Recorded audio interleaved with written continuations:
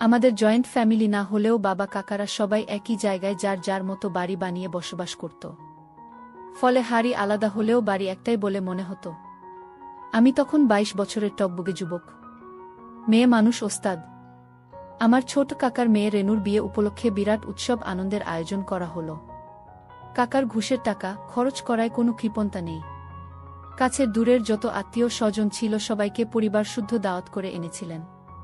তাদের মধ্যে ছোট চাচির সবচেয়ে ছোট বোন ময়না খালা, আর তার মেয়ে মায়াও ছিল। মায়া তখন কলেজে পড়ে, অসম্ভব রকমের সুন্দরী আর খুবই অহংকারী। তবে অহংকার করা ওকে মানায়।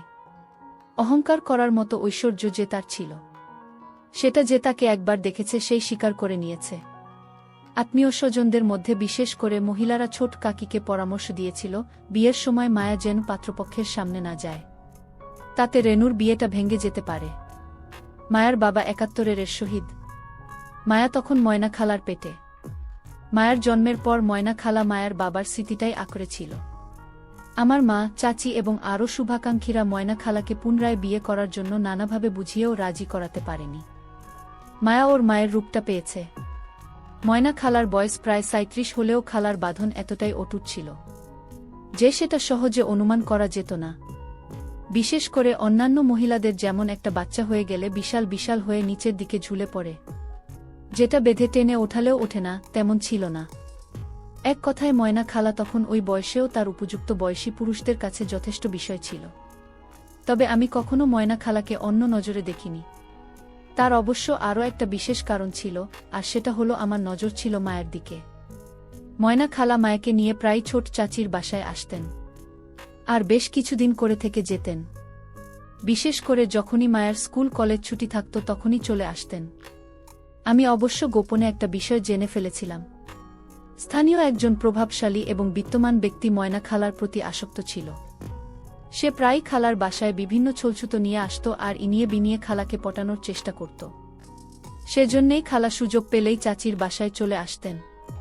ময়না খালার সাথে আমার সম্পর্ক ছিল অত্যন্ত সহজ, স্বাভাবিক এবং সুন্দর। অনেক সময় গল্প বাঁধন ঠেলে ফুলে থাকা খালার অপূর্ব সুন্দর বের হয়ে পড়ত। আমার অজান্তেই চোখ পড়ে যেত সেখানে, আর ময়না খালা সেটা খেয়াল করে একটা মিষ্টি হাসি দিয়ে উঠিয়ে নিত। ছোট চাচির বাসায় এসে খালাকে কখনো চুপটি করে বসে থাকতে দেখিনি। সবসময় বিভিন্ন কাজে ব্যস্ত থাকত। একবার আমি গোসল করার জন্য বাথরুমে গিয়ে দেখি খালা কাপড় ধুচ্ছে। আমাকে দেখে বলল, একটু দাঁড়া, আমার প্রায় হয়ে গেছে, কাপড়গুলো ধুয়ে নেই। গ্রামের বাথরুম খোলা জায়গায়, তবে গ্রাম হলেও আমাদের বাড়ির বাথরুম ছিল পাকা করা।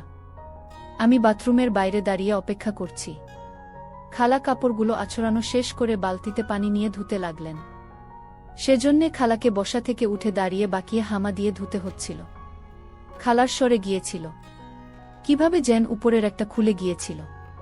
খালা হামা দিয়ে কাপড় ধোয়ার সময় খালার ফর্সা অনেকটাই দেখা যাচ্ছিল। দুই মাঝের গিরিপথটা কোনো অন্ধকারে ঢুকে গেছে। দুটো খালার নাড়াচাড়ার সাথে সাথে তুলতুল করে দুলছিল। আমি হিপনোটাইজ হয়ে গিয়েছিলাম। চোখের পলক পড়ছিল না, এক দৃষ্টিতে খালার সেই অপূর্ব সুন্দর ঐশ্বর্য দেখছিলাম। এমন সময় খালা আমাকে হয়তো কিছু বলার জন্য আমার দিকে তাকিয়ে আমার চোখের দৃষ্টি অনুযায়ী নিজের দিকে তাকালো। খোলা আর আমি অপলক তাকিয়ে খালার দেখছি, সেটা খালা টের পেলেন। আমাকে দিকে তাকিয়ে হেসে বললেন, কিরে হা করে কি দেখছিস? সাবালক হয়ে গেছিস দেখছি। দাঁড়া, তোর মাকে বলি তোর একটা বিয়ে দিয়ে দিক। আমি লজ্জায় লাল হয়ে বললাম, খালা এসব কি বলছেন? খালা রহস্যময় হাসি দিয়ে বললেন, তুই দেখলে দোষ হয় না, আর আমি বললেই দোষ। তারপর চোখ নাচিয়ে জিজ্ঞেস করলেন, কি রে, লোভ হয়? আর লোভ হলেই বা পাচ্ছিস কোথায়? আয়, আমার হয়ে গেছে, তুই তো ভীষণ হয়ে গেছিস। নে গোসল করে ঠান্ডা হও, বলে হাসতে হাসতে চলে গেল খালা। আমার আর লজ্জার সীমা রইল না। এ কি করলাম আমি? নিজের উপর ভীষণ রাগ হতে লাগলো আমার। এ কথা যদি মায়া জানতে পারে? খালা এমনিতে খুব পরহেজগারি ভাব দেখাত, নিয়মিত নামাজ পড়ত আর পর্দা করত। তবে আমার সামনে খালা মাঝে মাঝে যেরকম অমনোযোগে গায়ের কাপড় খসে যেত, তাতে আমার মনে হতো পরহেজগারিটা খালার একটা খোলস। আমার দুই বিশ্বাস ছিল যে খালা যতই পরহেজগারি দেখাক না কেন, তলে তলে জ্বলে। কেউ যদি খালাকে প্রস্তাব দিয়ে বসে, তবে খালা রাজি না হয়ে পারবে না। মায়ের সাথে আমার সম্পর্কটা বেশ জমে উঠছিল। ওকে দেখলেই আমার বুকটা ধিপুধিপ করত। অনেক কাঠখড় পুড়িয়ে শেষ পর্যন্ত ওর সাথে সরস একটা সম্পর্ক তৈরি করতে পেরেছিলাম। কিন্তু মেয়েটা বড়ই রহস্যময় আর ভীষণ অহংকারী, জেদি। মায়ের অপূর্ব সুন্দর চেহারা আর আমার তুফান জাগাত। মনে মনে কল্পনা করতাম, যদি আমি আরও বড় হতাম আর বেশ ভালো একটা চাকরি করতাম, তাহলে মাকে বলে ময়না খালাকে প্রস্তাব দিতাম মায়েকে বিয়ে করার জন্য। যাই হোক, সেটা যখন হবার নয় তখন আমি মনে প্রাণে চেষ্টা চালিয়ে যেতে লাগলাম। যেভাবেই হোক কমপক্ষে একটিবার হলেও না পারলে সারা জীবন আক্ষেপ থেকে যাবে, যা থেকে আমি কোনোদিন মুক্তি পাব না। মাঝে মাঝে মনে হতো আমি প্রস্তাব দিলেই মায়া আমার সাথে রাজি হয়ে যাবে, কিন্তু পরক্ষণেই আমি একটু কাছে ঘেঁষলেই নানা কৌশলে আমাকে পাশ কাটিয়ে চলে যেত। কিছুতেই আমার নাগালের মধ্যে আনতে পারছিলাম না। মাঝে মধ্যে ওর হাত ধরতে পেরেছি, কিন্তু এর বেশি কিছু নয়। তবে ওর কথাবার্তা এবং আচরণে এ বিশ্বাস আমার জন্মেছিল যে সুযোগমতো যদি আমি ওকে ধরি তবে ও আমাকে দিবে। কিন্তু সেই সুযোগটাই হচ্ছিল না। কখনো যদি আমি কোনো ছলছুতায় মায়াকে একা আমার ঘরে নিয়ে যাওয়ার চেষ্টা করতাম, তখনই ও যে কোনো কারণ দেখিয়ে আমাকে ফাঁকি দিয়ে চলে যেত। অবশেষে একটা মোক্ষম সুযোগ আমি হাতে পেয়ে গেলাম, আর সেই সুযোগটাকে কোনোমতেই হাতছাড়া করতে চাইলাম না। রেনুর বিয়ের দিন সারা বাড়ি লোকে লোকারণ্য। আমরা সবাই অতিথিদের খাওয়া দাওয়া, টেবিল চেয়ার, ঘর সাজানো, রান্নার বিভিন্ন উপকরণের যোগান দেওয়া, এসব নানা কাজে ব্যস্ত। এই ব্যস্ততার মধ্যেই যাওয়া আসার পথে আমি সুযোগ বুঝে প্রথমবারের মতো মায়ের কনুই দিয়ে দিলাম। মায়ের চোখ মটকে সরে গেল। সন্ধ্যার পর যখন বিয়ে পড়ানো হচ্ছিল, মায়া আর সব মেয়েমানুষের ভিড়ে অন্ধকারে দাঁড়িয়ে পিছন থেকে ছোট চাচি ওকে বর বা বরপক্ষের লোকের সামনে যেতে মানা করেছিলেন, বিয়ের অনুষ্ঠান দেখার চেষ্টা করছিল। আমি পিছন থেকে মায়াকে দুই হাতে ওর দুটো ধরে জোরে দিলাম। মায়া উহ ছাড়ো বলে ঝাপটা দিয়ে আমার হাত ছাড়িয়ে নিয়ে আমাকে জোরে ঠেলে দিয়ে ওখান থেকে সরে গেল। আমি মনে মনে বললাম, তোর তেজ আমি আজকেই মারব। বিয়ে হয়ে যাওয়ার পর বরপক্ষের লোকদের শোবার ব্যবস্থা করা হলো কাছারি ঘরে। বরপক্ষের সাথে কয়েকজন মহিলা এসেছিলেন। তাদের শোবার ব্যবস্থা হলো ছোট কাকার ঘরে আর আমাদের ঘরে। আমি জানতাম এমনটা হবে, শোয়ার জায়গার অভাব হবেই, তাই আগে থেকেই আমার ব্যবস্থা আমি করে রেখেছিলাম। ছোট চাচিকে বলে রেখেছিলাম, যদি শোয়ার সমস্যা হয় তবে ময়না খালা আমার ঘরে শুতে পারবে। সব আয়োজন শেষ, খাওয়া দাওয়া শেষ। তখন প্রশ্ন উঠল, কে কোথায় শোবে? আমি ঘরের বাইরে দাঁড়িয়ে সব শুনছিলাম। ময়না খালা চাচিকে বললেন, বুবু, আমাদের জায়গা তো দখল হয়ে গেছে, আমরা মামেয়ে কোথায় শোব? ছোট চাচি বললেন, তোরা যদি কিছু মনে না করিস তাহলে মনির ঘরে শুতে পারিস, তা না হলে রান্নাঘরে আমাদের সাথে গাদাগাদি করে থাকতে পারিস। চাচির প্রস্তাবের সাথে সাথে ময়না খালা আমার গড়ে শোয়ার পক্ষে মত দিলেন, কিন্তু মায়া প্রতিবাদ করে বসল। নিচু স্বরে খালাকে বলল, তুমি কি পাগল হয়েছ মা? একটা জুয়ান ছেলের সাথে এক ঘরে আমরা শোব? খালা একইভাবে মায়াকে বললেন, একটা তো মাত্র রাত মা, তাছাড়া মনি আমাদের ঘরের ছেলে, ওকে আমরা কি চিনি না? সেই ছোটবেলা থেকেই তো ওকে দেখছিস। মায়া তবুও আমার ঘরে শুতে নিমরাজি হচ্ছিল। তখন খালা ওকে ধমক দিয়ে বললেন, পাগলামি করিস না মায়া, এই গরমে গাদাগাদি করে রান্নাঘরে পচার চেয়ে মনির ঘরে শোয়া অনেক ভালো। আর কথা বলবি না, চুপ করে থাক। আমি একটু সরে গেলাম। একটু পরেই চাচির গলার আওয়াজ পেলাম, আমাকে ডাকছেন। আমি হাজির হলে আমাকে জানালেন যে ময়না খালা আর মায়া আমার ঘরে শোবে। খুশিতে আমার নাচতে ইচ্ছে করছিল, তবুও নিমরাজি হবার ভান করে রাজি হলাম। তখন চাচি বললেন, তোর কোনো সমস্যা হবে না, আমি ওদের জন্য মেঝেতে বিছানা করে দিচ্ছি। সাথে সাথে আমি প্রতিবাদ করলাম, না চাচি, সেটা কি করে হয়? খালা মুরব্বি মানুষ মেঝেতে শোবে আর আমি খাটে শোব, এ হয় না। সুযোগ পেয়ে মায়াকে এক হাত নিলাম। বললাম, শুধু মায়া হলে সেটা কোনো ব্যাপার ছিল না। মেঝেতে বিছানায় কেন, ও যদি মাটিতেও শুতো তাতেও আমার কিছু যেত আসতো না। কিন্তু খালা কি করে মেঝেতে থাকবে? কিন্তু ময়না খালা সে কথা উড়িয়ে দিয়ে বলল, দরকার নেই বাবা, তোর সিঙ্গেল খাট, আমাদের দুজনের ঠাসাঠাসি হবে, তার চেয়ে মেঝেতে হাত পা ছড়িয়ে আরাম করে শোয়া যাবে। তুই ভাবিস না, আমরা মেঝেতেই শোব। আর এতে তোর খারাপ কি আছে? আমি তো নিজের ইচ্ছেতেই মেঝেতে শুচ্ছি। বিয়ের দিন উপলক্ষে মেয়েদের সবাই লাল শাড়ি পরেছিল। ময়না খালাকে এত সুন্দর লাগছিল। যে মায়া আর ময়না খালা যখন পাশাপাশি দাঁড়িয়েছিল, মনে হচ্ছিল দুই বোন ওরা। ময়না খালাকে দেখে মনেই হচ্ছিল না যে উনার এতটা বয়স হয়েছে। দুপুরের পর সবাই যখন সাজুগুজু করে বেরুলো, ময়না খালাকে সবার থেকে আলাদা লাগছিল। আমি খালাকে কথাটা বলার লোভ সামলাতে পারলাম না। সুযোগের অপেক্ষায় থেকে খালাকে একা পেয়ে বললাম, খালা, আপনাকে যা লাগছে না? খালা সলজ্জ হাসি দিয়ে বলল, যা, তুই আর পাকামো করিস না, এই বয়সে আবার। আমি হাসতে হাসতে বললাম, সত্যি বলছি মাইরি, আপনাকে দেখে মনেই হচ্ছে না যে আপনার এত বড় একটা মেয়ে আছে।